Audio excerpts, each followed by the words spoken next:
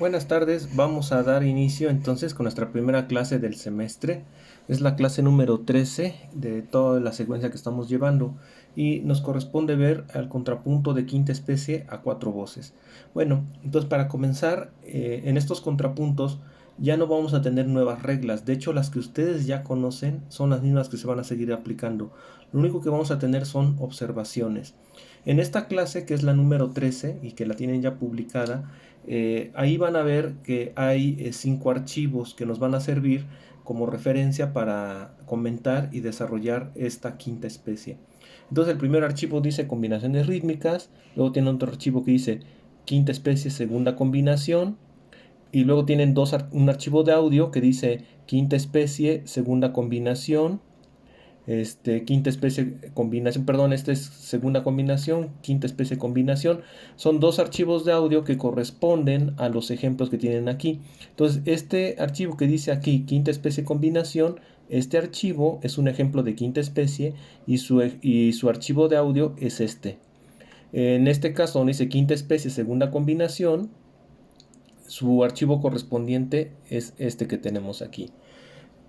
Y esto es nada más para que puedan escuchar los ejemplos. Eh, el primer ejemplo que tenemos se llama contrapunto de quinta especie, primera combinación, y este es un ejemplo de José Torre Bertucci, donde el canto firme está asignado en el bajo, y para escucharlo pues solo tienen que consultar a este archivo, escuchar a este. El segundo ejemplo dice contrapunto de quinta especie, segunda combinación, y esta es una realización que hice yo asignando el canto firme en la contralto y asignando las quintas especies en soprano y contralto, que eso corresponde a la segunda combinación. El archivo de audio es el que tenemos en este lugar. Este es el archivo de audio que corresponde a este. Y tenemos otro archivo que dice combinaciones rítmicas. Este archivo aquí vamos a comenzar ahorita. En este archivo lo que tenemos es un repaso de todos los ritmos que se usan dentro de la quinta especie. De hecho es el mismo archivo que ya vimos en el contrapunto de quinta especie a 3 voces y lo vimos también para el contrapunto a 2 voces. Es decir, este no es un material nuevo porque esto es algo que ya conocemos, que ya lo usamos, solamente está como un recordatorio. Entonces, nada más acuérdense que la quinta especie se trata de que combinemos todos los ritmos de las especies anteriores, de la segunda, tercera y cuarta especie. Entonces todos los ritmos que salen, tanto de las especies como los ritmos combinados con el uso de corcheas y ornamentación de retardos, todo eso es el panorama rítmico que vamos a tener disponible en la quinta especie a 4 voces. Entonces este solamente es un recordatorio de lo que ya habíamos estudiado. Ahora, el primer ejemplo que vamos a ver para entender cómo se hace la quinta especie a 4 voces es el que dice contrapunto de quinta especie, primera combinación. Este es el que vamos a estudiar para ver cómo se construye este contrapunto. Y bueno, y aquí pueden ver el audio para que lo puedan escuchar. Entonces aquí tengo el mismo contrapunto que acabamos de abrir ahorita, que es una realización de José Torre Bertucci. Entonces la primera combinación significa que tenemos una voz haciendo la quinta especie y las demás están haciendo redondas. ¿Sí? Ahora es indistinto si la quinta especie está en el soprano, podría estar en cualquier voz, eso es indistinto. La primera combinación quiere decir que la quinta especie está en una voz y las demás llevan redondas, y una por supuesto está llevando el canto firme, en este caso el bajo, en la menor. Ahora, ¿qué es lo primero que tenemos que hacer? Vamos a comentar nada más como los puntos relevantes para hacer estos ejercicios. No voy a repetir las reglas porque esas ya las hemos trabajado. Lo que observamos en las revisiones de los trabajos anteriores, de los que hicimos para evaluación, voy a mencionar los puntos más importantes que noté. Uno de ellos, el primero, fue que muchos compañeros y compañeras hicieron cruzamientos de tenor y bajo. Y eso sí es muy conflictivo y problemático para la estructura armónica. El cruzamiento de tenor y bajo no funciona para clarificar y sostener a la armonía. El bajo siempre tiene que permanecer en esa posición, si no, ese cruzamiento genera mucha confusión ya en el edificio armónico. Entonces, esto es lo primero que tienen que evitar, no cruzar el tenor con el bajo. Vean que en este ejercicio, como el tenor está en una posición muy conveniente y nunca está digamos, ni rebasando ni cruzando al bajo, siempre está bien colocado. Y vean que al mismo tiempo el tenor tiene una buena ubicación con respecto a la contralto y la contralto con la soprano. Podemos ver que en este ejercicio no hay cruzamientos de voces. Los cruzamientos de voces sí se pueden usar, son parte de la técnica del contrapunto, pero nosotros los usamos solo por breves momentos y entramos y salimos del cruce por momentos contrarios. El problema que hubo en los ejercicios que fueron entregando es que los cruzamientos los hacían todo el tiempo, o sea, las voces se quedaban cruzadas y se veía ya como un error de colocación y no como un recurso polifónico. Entonces, recordemos que primero está el concepto de colocación de voces. Entonces, no cruzar a las voces en principio, sino a cada una darle su propio piso. Es lo primero que tienen que corregir y visualizar para mejorar en sus ejercicios. Y recuerden que el cruzamiento del tenor con el bajo, definitivamente ese sí baja muchos puntos. No es un buen cruzamiento. Entonces es lo primero que les pido que por favor aprecien y analicen en este ejercicio que ya tienen publicado, que cada voz está en su propio piso. Los cruzamientos se pueden, pero solo por breves momentos, entrando y saliendo por momentos contrarios. El segundo elemento, el segundo punto es entender la estructura armónica. Todavía hay ejercicios donde naturalmente al escribir a cuatro voces empieza a haber confusión en la armonía. Entonces la armonía, recuerden que tenemos el concepto de potencial armónico. El potencial armónico es aquel que está compuesto por combinaciones consonantes, que eso ya lo vimos desde 3 voces y lo vimos otra vez en 4 voces. Entonces, lo primero que yo les pediría es para que vayamos paso por paso entendiendo este tema, es así. Primer paso, entender la colocación de voces, las tesituras, que cada voz esté en su piso y no se estén mezclando y revolviendo las voces con cruzamientos mal planificados. Segundo paso, entender la estructura armónica y el potencial. Entonces aquí vamos a detenernos un poquito. El potencial armónico se determina desde el bajo. No importa si el bajo es el canto firme, el bajo es el que determina el potencial. Entonces, si yo cuento del bajo al tenor, el intervalo que tengo, en este caso es una sexta. Si veo del bajo al contralto, tengo una tercera. Y ahora podemos ver que del bajo al soprano tengo un intervalo de sexta. Esto quiere decir que en esta primera negra la combinación es 6 más 3 más 6. Esa combinación la debo verificar en mi potencial armónico, debe estar ahí. Acuérdense que esas combinaciones son obligatorias en los tiempos fuertes. Ahora, ¿cuál es el siguiente paso? Tenemos que revisar que este potencial a qué grado pertenece. Si estamos en la menor, podemos ver que esto pertenece al acorde de quinto grado, pero en primera inversión. Entonces lo cifro de esta manera. Ya está, quinto grado en primera inversión. Algo que deben tener presente es que cuando en el potencial está la cifra 6, automáticamente debemos saber que el acorde está en inversión. Con eso lo sabemos de inmediato. Si está presente un 6, el acorde está en inversión. Eso quiere decir que lo que está en el bajo es la tercera. La fundamental está una tercera abajo, en este caso de sol, mi. Mi es la fundamental y me da el quinto grado. Veamos el primer compás para que no nos saltemos esto. Vamos otra vez en orden. Del bajo al tenor tengo en este caso una tercera y aquí está indicada.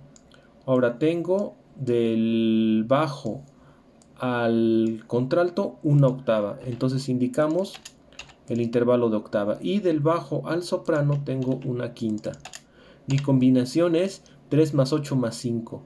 Es obligatorio que sea consonante porque aquí estamos comenzando una síncopa. Y en este caso es obligatoria la consonancia porque estamos en tiempo fuerte. 6 más 3 más 6. Ahora vamos a ver, tenemos que ir verificando el potencial armónico nota por nota de la quinta especie.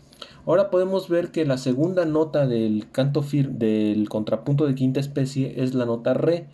Ese re que me está formando con el bajo, recuerden que se mide desde el bajo, me está generando una quinta, pero es disminuida, de sol sostenido a re es disminuida, por lo tanto al ser disonante la pongo entre paréntesis. ¿Qué estamos diciendo aquí? Que la combinación 6 más 3 más 5 no existe en el potencial. Recordemos que la combinación de la sexta y la quinta al mismo tiempo no es posible, porque es disonante. O sea, entonces, ¿qué significa esto? Que debemos justificar a la disonancia de acuerdo a la figuración melódica. Entonces, esta quinta disminuida, que es disonante por ser disminuida y es disonante porque está combinada con la sexta, debe estar justificada. ¿Y qué justificación tiene aquí? Aquí podemos ver claramente que el autor, que Bertucci, está usando esta nota como bordadura. Entonces la clasifico. Y es un bordado, ahí está. Ya está justificada la disonancia. Recuerden que las bordaduras y las notas de paso siempre proceden por grados conjuntos, jamás pueden efectuar saltos, hablando en la escritura estricta. Ahora, la siguiente nota vuelve a ser la misma sexta. Y la siguiente nota, con respecto al bajo, es una séptima. Y en este caso, nuevamente, la voy a poner en paréntesis. Aquí podemos ver, entonces, que el 7, que es 6 más 3 más 7, obviamente no está en el potencial porque tengo esta disonancia. En automático, pues tenemos que considerar que la disonancia debe ser justificada, y en este caso el autor la está justificando como bordadura. Ahora, una cosa que yo noté en algunos ejercicios es que todavía hay confusión en lo que son notas de paso y bordados. Deben de recordar que el bordado es una función melódica, lo mismo que la nota de paso. O sea, justificar no significa que yo le pongo esta letra, la B de bordadura, y ya justifique la nota. No, se refiere a la trayectoria melódica que tiene la nota. Entonces, ¿qué hacen los bordados? Los bordados parten de la misma nota y regresan a la misma nota de la que partieron. Eso hacen los bordados, rodean a la misma nota por grados conjuntos, mientras que una nota de paso haría esto. La nota de paso iría por grados conjuntos de un sonido conectándolo al otro sonido por grados conjuntos. Eso es lo que haría una nota de paso. Sí, pero las disonancias no se justifican nada más por ponerle paso o bordado. Tienen que estar cumpliendo con esa función de acuerdo a la trayectoria melódica. Entonces, en este ejemplo, la quinta disminuida y la séptima están justificadas como bordaduras. Ahora, podemos ver que en este caso todo el potencial está dándole estructura a estos dos compases, y las disonancias solo funcionan como algo muy local. Ahora vamos a ver el siguiente compás. Del bajo al tenor tenemos una tercera. Aquí la vamos a indicar, tercera. Del bajo al contralto tenemos una quinta. Y del bajo al soprano tenemos una quinta. Entonces la combinación es 3 más 5 más 5.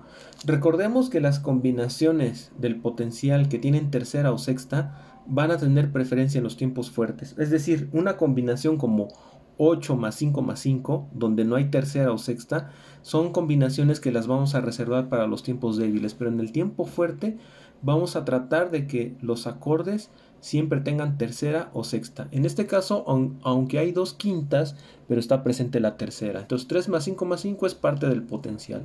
Y ahora veamos la siguiente nota que nos ofrece la soprano. Nos ofrece la con el bajo una octava. Por lo tanto, el segundo tiempo que nos está dando aquí es 3 más 5 más 8. ¿Sí? En este caso se mueve libremente la melodía porque es consonante y está dentro del potencial armónico. Ahora vamos a determinar el grado. Vemos que en las cifras no hay el número 6. Por lo tanto, el cifrado nos queda como primer grado en la menor. Lo mismo que al principio. Ahora vamos a seguir en el siguiente compás y ahorita nos vamos a detener para ya hacer algunas observaciones pertinentes sobre estos ejercicios. Siguiente compás. Tenemos del bajo al tenor, tenemos ahora una sexta. Eso ya nos está indicando que el acorde va a estar en inversión. Luego tenemos del bajo con el contralto otra sexta. Y tenemos ahora del bajo a la melodía una tercera. Ahora podemos ver que las siguientes negras que están en el contrapunto, el sol sostenido está produciendo una una novena aumentada. La vamos a poner en paréntesis. y la siguiente nota está formando una cuarta, todo en relación al bajo, y la última vuelve a formar una tercera. Aquí podemos ver que hay una excepción a las normas estrictas, que en este caso tenemos dos disonancias consecutivas. Sin embargo, esta figura que está usando Bertucci en este compás, a esta se le llama doble bordadura. ¿Y en qué consiste? La doble bordadura es como lo dice el nombre, le estamos poniendo los dos bordados a una misma nota. La bordadura inferior de la es sol y la bordadura superior de la es la nota si, es decir, sería la, sol, la y la, si, la. Las de en medio están formando el doble bordado. Yo no recomiendo que se abuse de los dobles bordados porque es muy fácil introducir esta figura en los contrapuntos y se puede convertir como más en una forma nada más de como de salir del paso y de generar un motivo que no tiene realmente continuación. Yo sugiero que si los dobles bordados los vamos a usar, que es una figura que al parecer no hemos usado mucho, los usemos muy esporádicamente, ¿sí? Pero el caso aquí es que estas disonancias están bien justificadas. Ahora, aquí me gustaría ir mencionando varios puntos para el aspecto armónico. Primero vamos a sacar el grado en este compás. En este compás el grado, como está en inversión, el fa es la tercera, entonces la fundamental es re, por lo tanto el grado es cuarto en primera inversión. Bien, ahora vamos a ver. Tenemos entonces primero dos capas en la visión armónica. La primera capa está formada por las combinaciones de intervalos, que eso es lo que vemos en el potencial. 6 más 3 más 6, 3 más 5 más 5, etcétera, etcétera. Esa es la primera capa, las combinaciones interválicas del potencial armónico. La segunda capa la forman los grados o cifrados que vamos indicando abajo, que nos va indicando a qué acorde se refiere. Y esto también esta capa, la de cuando reducimos el potencial armónico, lo reducimos a un grado, esto también nos va a servir para indicar el ritmo armónico. Entonces, estamos viendo que en este caso los acordes están durando un compás completo. Entonces, ese es el ritmo armónico regular para el contrapunto por especies. Un acorde dura un compás completo como lo vemos aquí y eso le vamos a llamar ritmo armónico regular. Ahora, hay otras posibilidades. Se pueden tener dos acordes por compás, nada más que en este ejemplo no tenemos casos de ese tipo. También se puede tener un mismo acorde durante dos compases completos. Entonces, eso es el concepto de ritmo armónico, que lo podemos ver en los grados que vamos indicando. Entonces, ¿qué es lo regular y qué es lo normal que esperamos en el ritmo armónico? Que por cada compás haya un acorde, como lo estamos viendo aquí. ¿Cuál sería la excepción a ese ritmo armónico? Que dentro de un compás tengamos dos acordes. Y otra excepción es que un mismo acorde durara dos compases. En este caso no tenemos esos ejemplos, pero ese es el siguiente concepto que quería que tuviéramos en cuenta. Ahora, la siguiente parte de la armonía, esta es la parte, digamos, como la más tediosa o la más que muchas veces causa como más tedio en la escritura, y son los intervalos resultantes. ¿Cuáles son los resultantes? Son como su nombre lo indica, son intervalos que están saliendo como resultado de la combinación del potencial armónico. Entonces, los intervalos resultantes los vamos a verificar en las voces superiores. Entonces, por lo tanto, ¿qué es lo que estamos verificando en el bajo? Desde el bajo para arriba lo que estamos viendo es la estructura armónica, es lo que le está dando estructura al ejercicio. Y esa estructura es lo que llamamos potencial armónico, lo determina el bajo. Los intervalos resultantes ya no son determinados por el bajo, sino por las voces superiores. ¿Y cómo se determinan? Primero tenemos que ver el intervalo entre el tenor y el alto, enseguida el intervalo entre el tenor y el soprano, y en último lugar el intervalo entre el alto y el soprano. A eso les vamos a llamar intervalos resultantes. Ahora, de los intervalos resultantes, ¿qué nos interesa? Lo que nos interesa es detectar las quintas y las octavas. Entonces vamos a tomar como ejemplo el primer compás.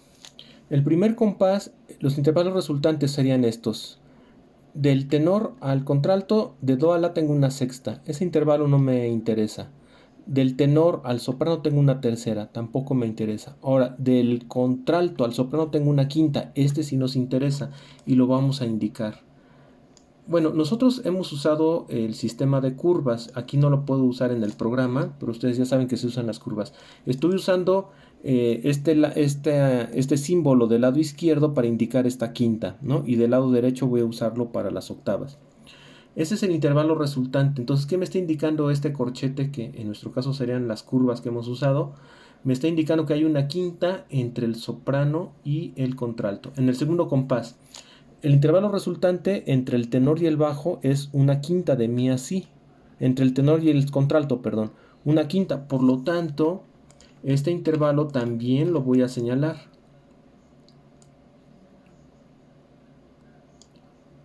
Y ya tengo indicado este resultante que es una quinta. Ahora voy a revisar el tenor con la soprano y puedo ver que el resultante es una octava.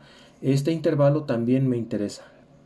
Entonces lo voy a indicar con poniendo la señal en la dirección contraria. Aquí pueden ver que estoy usando el corchete hacia la derecha para indicar que es octava. Es indistinto, como quieran ustedes, pueden usar a la derecha las quintas, a la izquierda las octavas, o como yo hice aquí, a la izquierda las quintas y a la derecha las octavas. Es indistinto. Lo importante es que yo estoy ubicando los intervalos resultantes que están surgiendo durante el ejercicio. Aquí puedo ver que de nuevo se vuelve a repetir la misma octava, está aquí, la voy a indicar otra vez. Y si reviso ahora el contralto con el soprano, veo que de si a mi es una cuarta, ese no tiene problema, de si a re es una tercera, de si a mi es una cuarta y de si a fa es una quinta. Esta nuevamente me interesa y la voy a señalar con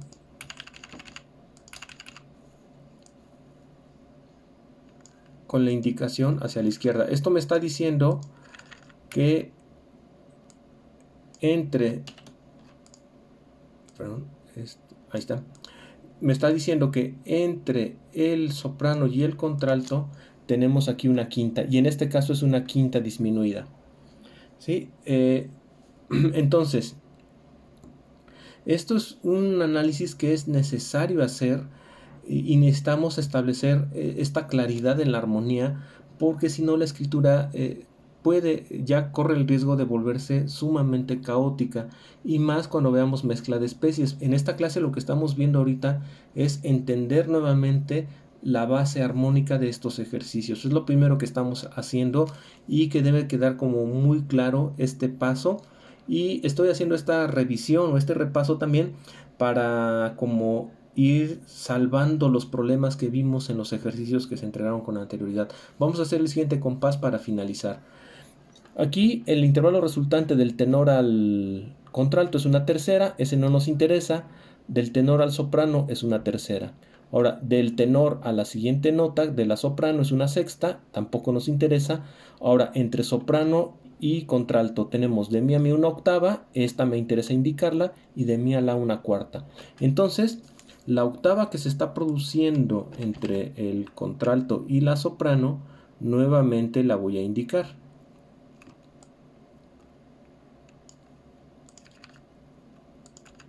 Ahí está. Ahora, para todo esto es necesario, y todo esto está formando parte de la visión armónica. Ahorita no nos vamos a meter otra vez con las reglas de las quintas y octavas paralelas. Ahorita lo que queremos es entender cómo el contrapunto va a adquirir forma y coherencia musical. Entonces vamos a sintetizar ya lo que vimos en esta clase. Primer concepto: no cruzar voces de manera innecesaria o accidental. Acuérdense, el peor cruzamiento, el que, digamos, el que resta el mayor puntaje, porque toda la estructura armónica y musical se viene abajo. El peor cruzamiento, el tenor con el bajo cruzado, es lo peor. Bueno, cruzamientos descuidados los vamos a descartar. ¿Ok? Primer punto, colocar correctamente las voces. Segundo punto, vamos a seguir analizando el potencial armónico. ¿Cómo se analiza el potencial armónico? Recordamos que siempre desde el bajo. Y las cifras en números arábigos que nos salen, esas cifras se refieren al potencial armónico. ¿Dónde va el potencial armónico? En los tiempos fuertes, son las consonancias. Ahora, segundo, tercer criterio, esas notas del potencial armónico se refieren a un grado, que es el acorde al que se están refiriendo dentro de la escala. Ahí tenemos que hablar del ritmo armónico y quedamos que para el contrapunto estricto por especies, el ritmo armónico regular es tener un acorde por compás, excepcionalmente dos acordes en un compás y a veces un acorde durando dos compases, pero el ritmo armónico regular es un acorde por compás. Siguiente concepto, siguiente capa de la visión armónica, los intervalos resultantes. ¿Cómo se determinan los resultantes? Determinan en las voces superiores. Entonces, entre el tenor y el alto, entre el tenor y el soprano y, por último, entre alto y soprano. ¿Qué nos interesa en los resultantes? En los resultantes lo único que nos interesa son las quintas y las octavas, que las indicamos con el sistema que ya hemos mencionado. Y la última parte del sistema armónico, las disonancias, que van a ir entre paréntesis. Las disonancias son intervalos que no pertenecen al potencial armónico. Las disonancias siempre tendrán que estar justificadas, siempre, ya sea como bordaduras, notas de paso, dobles bordados o retardos o notas de cambio, pero no hay más posibilidad y debe quedar claro en las disonancias que la disonancia cumple una trayectoria melódica. Las bordaduras ya quedamos que son notas que parten y regresan a la misma nota. Las notas de paso son notas que conectan. Los retardos son disonancias preparadas en tiempos fuertes con resolución en el tiempo débil. La nota de cambio es una disonancia por salto que la repasaremos más adelante. Y la doble bordadura pues es esta que ya vimos en este ejemplo. Por el momento esto sería lo más importante que deben tener en cuenta y iremos así como un poquito despacio porque si ahorita digamos que tenemos como ya el riesgo de que se empiece a hacer como un caos ya en la escritura.